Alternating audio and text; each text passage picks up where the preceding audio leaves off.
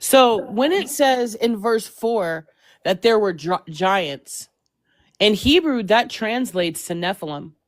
So the root is Nephal, which means to fall.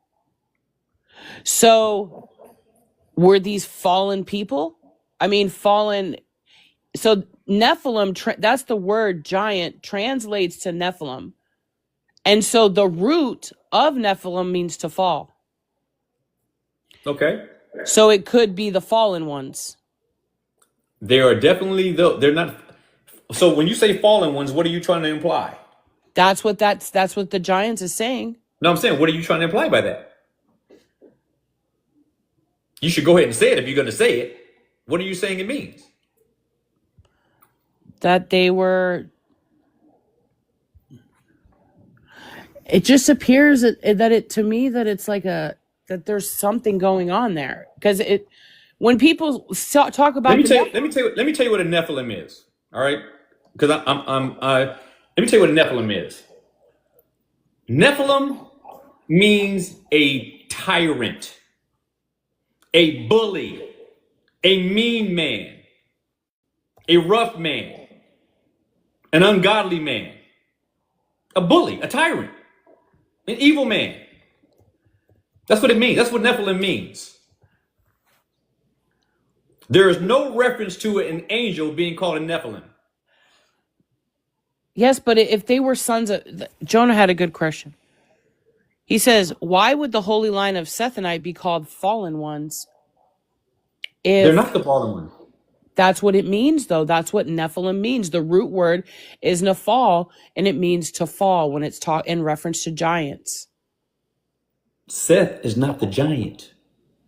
I understand that, but that's what I'm saying. That's where it says there was giants in that day. All right. Listen, I'll put it to you this way. There were giants in the earth. I'm going to deal with this verse. There were giants in the earth in those days, which he tells you at the very end of that verse that they were men of renown. Are we on the same page with that? Oh, yes, but then we would have to answer Numbers 13:33. You're laughing, but I want to learn. I'm not laughing. Meg, what you have to do is you have to like stick someplace and exhaust it before you move to the next one.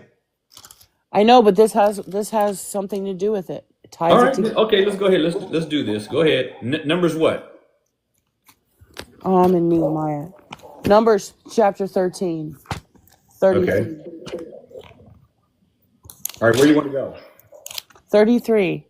It says, and there we saw the giants, the sons of Anak, which come of the giants, and we were in our own sight as grasshoppers, as so we were in their sight. Yeah. So what does that mean? They were small? No, it said they were giants. It said they were giants. Yeah, they were giants, but it made them look like grasshoppers in comparison to these people. Okay, so let's go along with that. Let's go along with that. Okay, let's say that these were just giants. Where do you see angels in here? I don't see angels, but what were they?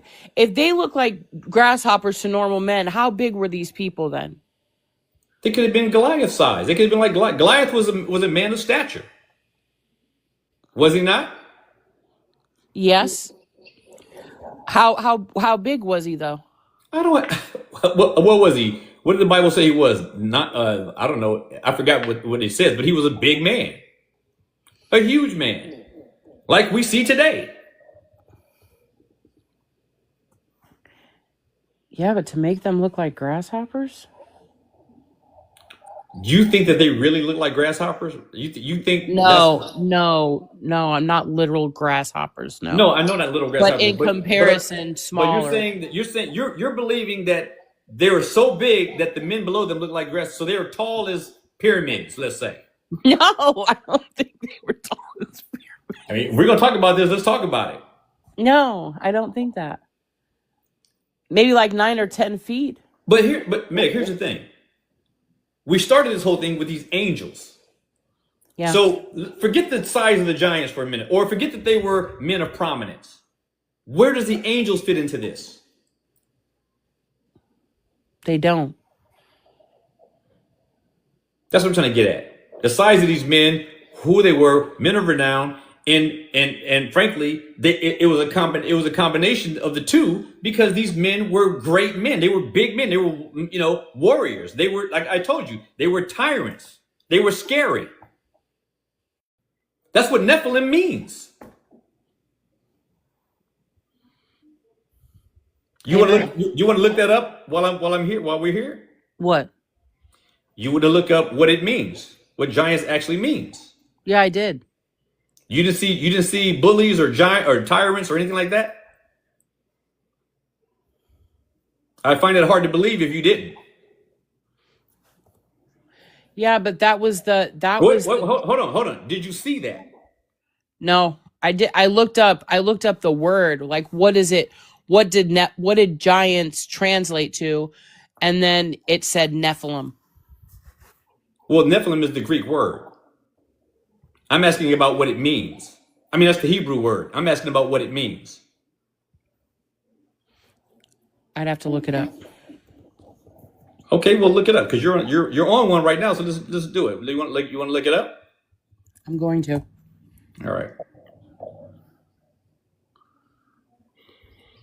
So it says the Hebrew term for giants is Nephilim. It says the first mention is in Genesis 6:4 before the flood. Root Nephal means to fall, so fallen ones. So it's described as mighty men or men of renown. It's also mentioned in Numbers 33:3. But then there's Rephaim. That's another term for giants. It's a race of giants after the flood that was in Canaan. And then there's the Anakim, which is another word for giants. It was descendants of Anak, and they were seen as giants by the spies in Numbers. But then there's another one, Eminim and Zamzumin in Deuteronomy chapter 2, verse 10. And these were ancient people of giant stature. So, yeah, all of those names for giants. But the meaning in scripture is very large, tall, and strong people groups, physically intimidating, often enemies of Israel. You just used the word intimidating. What did I say? Bullies and tyrants. Yeah. Yep. Okay, thank you. So there's no big giants and people doing nonsense. There's just Angels having sex with women. yeah, no. Well, angels, they were like, they don't have body parts like that. I mean, if I could compare them to anybody, like human wise, they would be eunuchs, in my opinion. But right. Okay. Somebody says Shaquille O'Neal could have been seen as a giant in the eyes of Kevin Hart. Yeah. But she's right. That's good. But I do want to go back to the difference between Hades. All right, then go ahead. Tell us what it is. Because Hades, like I said in Revelation, where it says the dead will give up. The sea will give up the dead and Hades and put both in the lake of fire in Revelation.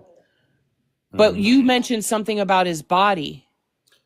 So that's what kind of confused me. So when somebody unalives,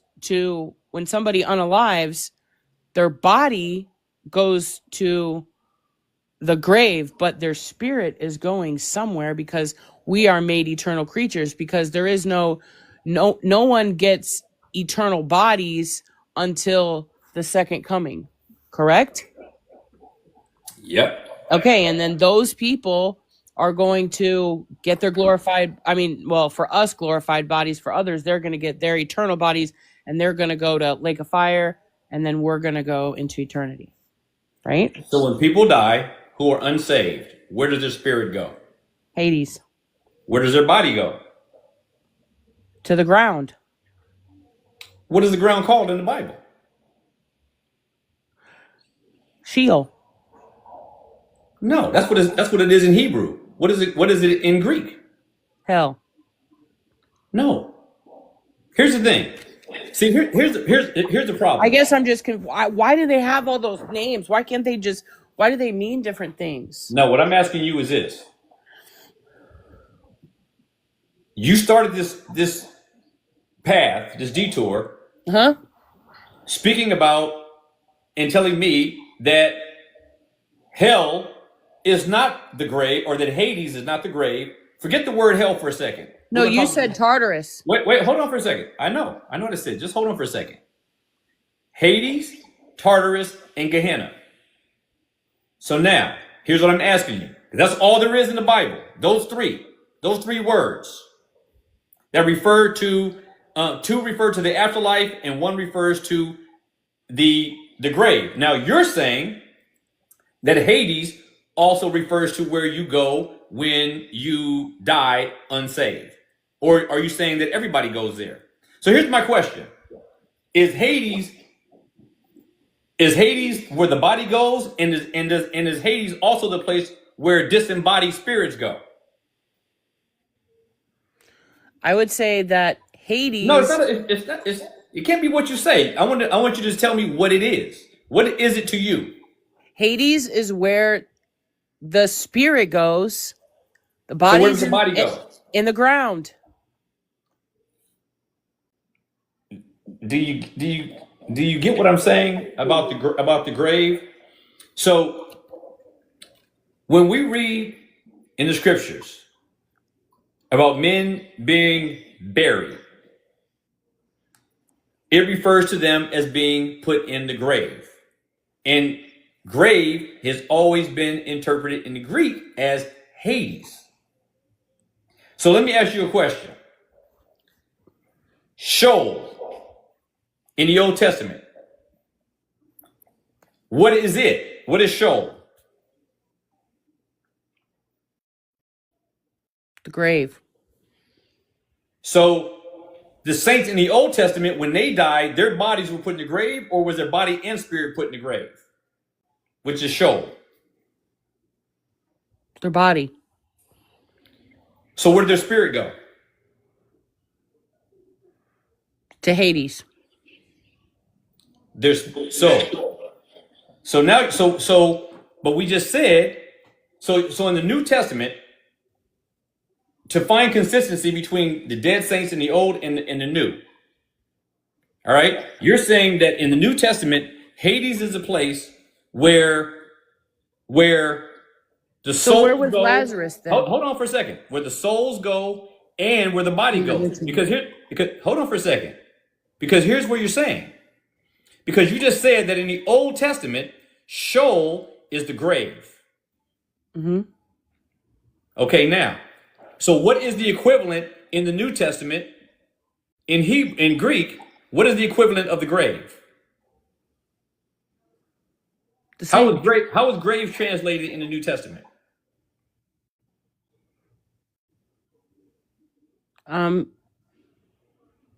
The same. It's not translated Sheol, because Sheol is Hebrew, not Greek. But you said it's the grave. You said it's the grave. Yeah. Right? Uh-huh. All right. So here's what I'm saying. So if Sheol is the grave, what is its counterpart? What is the Greek counterpart in the Greek New Testament? I don't know.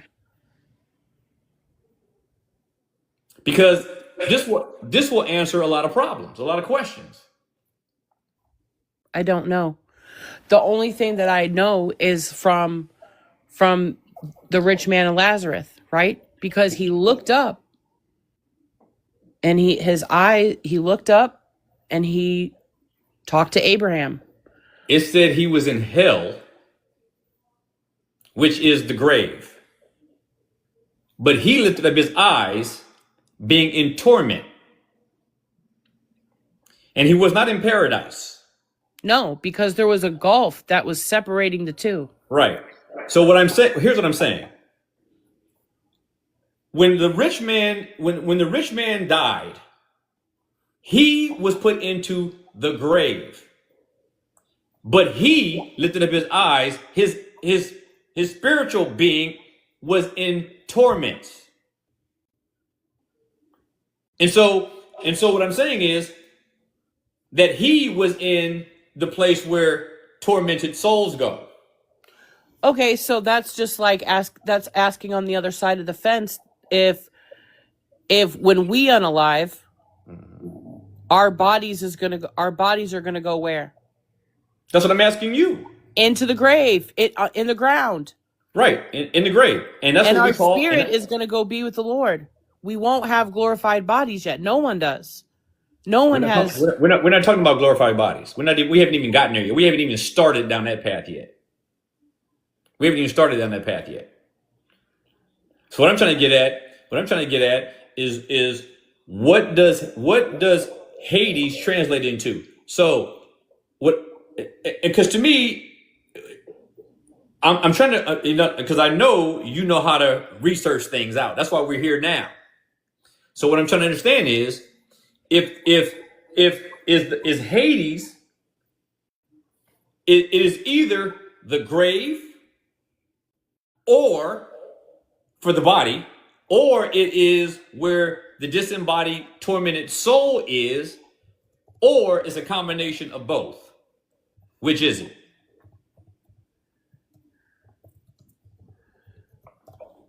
I don't know. I don't know. All right, then I think I just looked this up. So the Greek term for grave in the New Testament is Hades. Really? Yes. The Greek term in the New Testament is Hades. Yes. Isn't that what I've been saying?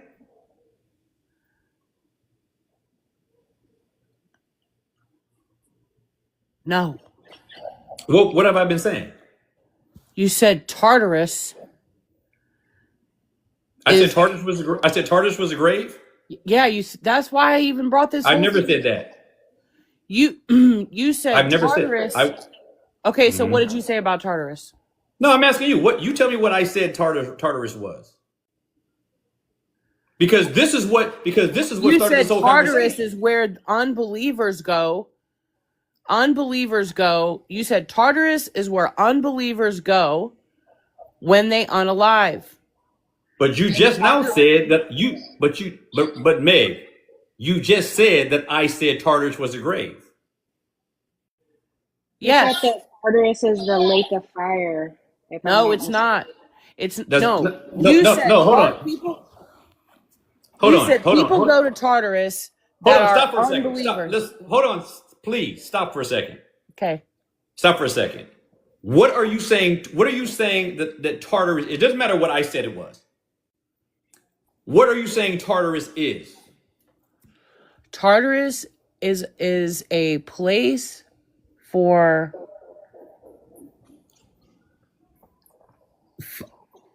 that's not created for humans. Okay, so where does the disembodied spirit of a believer go? Hades, What is Hades? the grave. So the grave is the place where disembodied spirit goes and where the body goes. Because that's what you just said.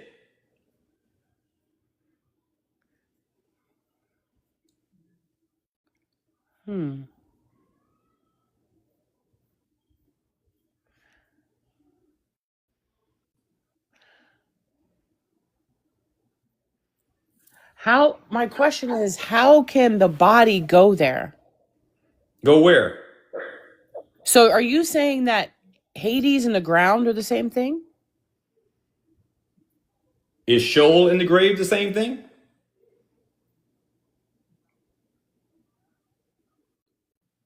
Grave. Sheol is grave or realm of the dead in the Old Testament. In the New Testament, Hades is Just hold on. Wherever the Old Testament folks who went to Sheol are, there are New Testament folks that go to the same exact place. We're talking about language difference here. Yeah. So they go So to hell. Sheol is the grave. That's clear. Yes. That's clear. And that's So talking about it's the unseen realm of the dead.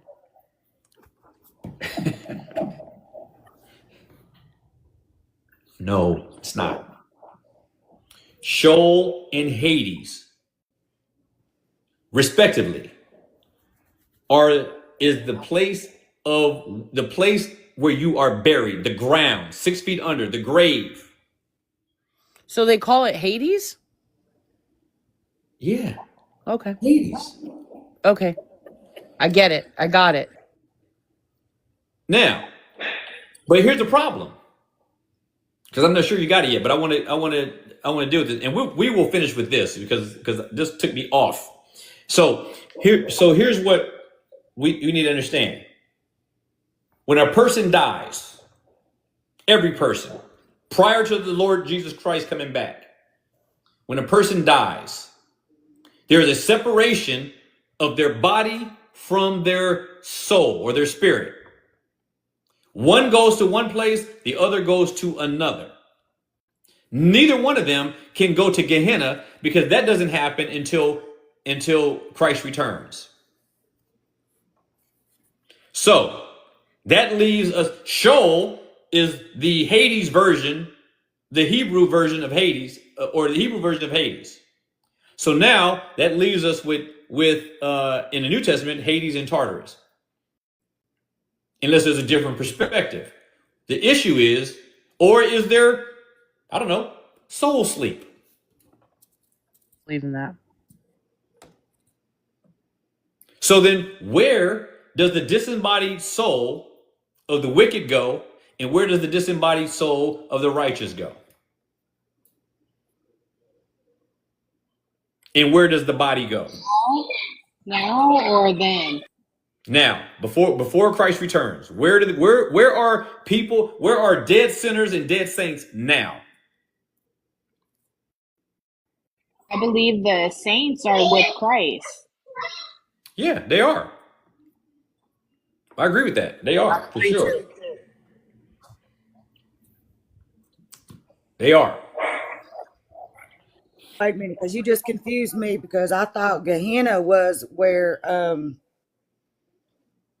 That's when Christ returns. okay, well you just kind of I think said Tartarus was.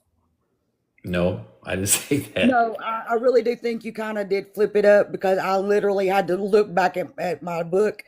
Yeah, that's why I was like, wait a minute, because I just wanted to like get you because there's a lot of flip flopping in here and it can be just nothing bad about it. You just kind of got the two flipped up with the words right then. That was it. No, just correct. What did I know, but what did I get flipped up?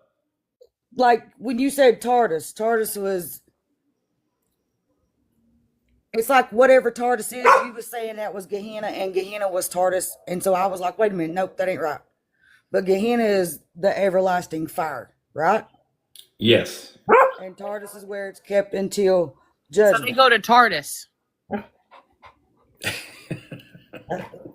That's funny.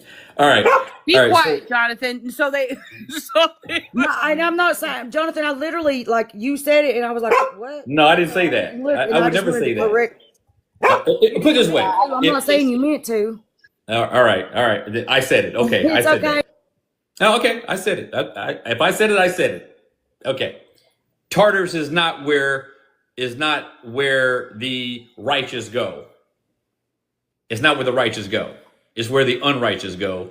Spirit only, the intermediate state for the wicked. And this is what I was stating, where the abyss, where people go and be tortured. This is where the rich man was. And the conversation started by saying that no, he didn't go there. He went to Hades, which I said was the grave. I said Sheol was the grave. I said Hades was the grave. I said Tartarus is a place for disembodied spirits who are not saved, the unrighteous, the wicked. I said Gehenna, which I didn't really get to, but that's the place where the wicked go, both body and soul together after the resurrection. To be clear. Can I ask a question real quick so I can, Sure. for my notes? All right, so I'm going to give you the word. Just give me the exact definition. So Hades is what? The grave. All right, Sheol is what? The grave. Tartarus is what? The abyss. And Gehenna is what? Where the body, where the wicked go, body and soul combined after resurrection. Okay, thanks. Lake of fire, correct? Right. So the lake of fire is when the resurrection takes place. The resurrection of the just and the unjust. The unjust, when they are resurrected, they're going to be, their body and their spirits are going to be put right back together, and they're going to be cast into the lake of fire, Gehenna, which is what Jesus was talking about in Matthew 10 through 28 through 32. And the righteous in body and soul are going to be with the Lord. So the issue that Meg and I were talking about is who goes to Tartarus. She said men did not go there. They don't go there. That's only for angels, which is an So argument that a lot of people make. so in Jude 1, where it says, Jude 1:6, it says, "And the angels which kept not their first estate, but left their own habitation, he hath reserved in everlasting chains under the darkness unto the judgment of the great day." So do those fallen angels, are they in the same place that Yeah. unbelievers are? Yes. Yes, that's where they are. Okay. Yeah. I'm open to hear an alternative view and perspective. And maybe I should just focus on this for the next study, on this one. And be clear. I mean, I thought I was, but maybe I wasn't. Tartars? But here's the thing. How about this? How about we look at this and we come back? I'll pick a day next week and we'll deal with this particular subject, just this subject. Because my purpose in dealing with this today was to bring hopefully some illumination to this situation from some of the responses that we got. So that being said, I think I'm going to have to do something that is specifically dedicated to this. But see, the problem is we go through we go through a lot of different things because here's the thing. So Meg, let's say what was your original perspective? Is Was that hell? Tartarus? Wait a No, minute, that hold on. You're saying that hell was a place of torment, right? yes, that's different. Hades. Yes. All right. So if Hades was a place of torment, you read First Peter 3:18 through 20 that says Jesus went to hell. Do you really believe that happened? No. What do you mean in First Peter Okay, First Peter. You read the passage. 22? First Peter, hold on.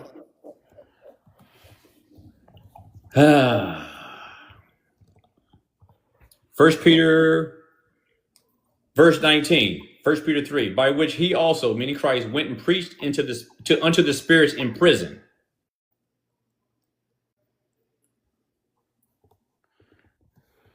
What's the prison? I don't know. Okay. I do not know. I think that we should study it together. I would have to look it up. I don't know. I would have to do some research on it. Well, you just read, hold on for a second. You just read Jude. Describe what happened to the angels that were put into the abyss there. What happened to them? It says, "And the angels which kept not their first estate, but left their own habitation, he has reserved in everlasting chains under darkness unto the judgment of the great day." So if you read that kind of language, where do you think they are?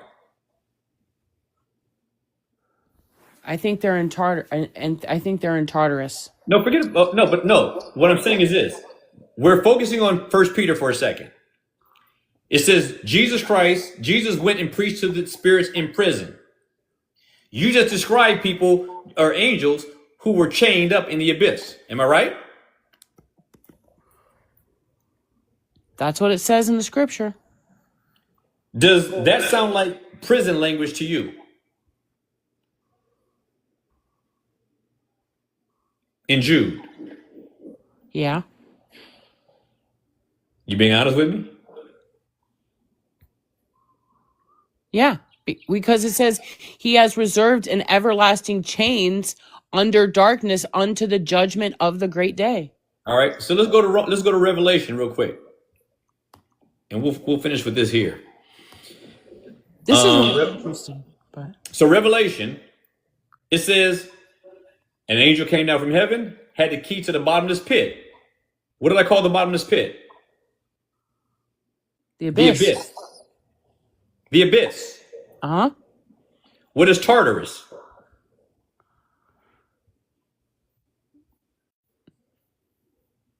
Tartarus. What is it Yes. again? The abyss. The abyss. Yes. There was a key to this bottomless pit, this abyss.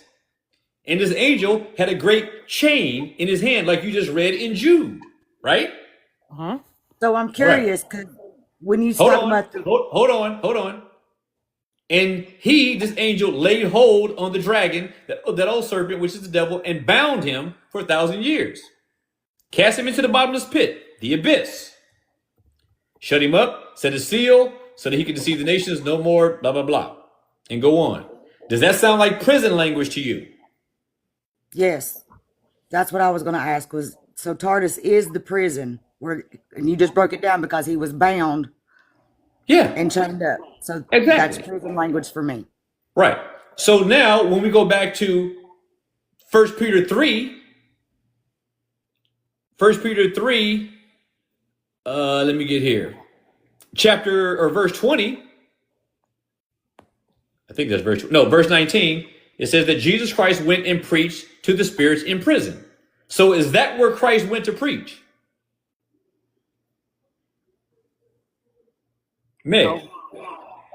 Meg, I'm asking you. Meg, I'm thinking. did Jesus Christ go to the abyss and preach? No. Then where did he go? What does he mean here in 1 Peter 3, verse 19? I don't know. All right. Because even if you go to like it gets more with Romans chapter 10:7. It says, or who shall descend into the deep? But some people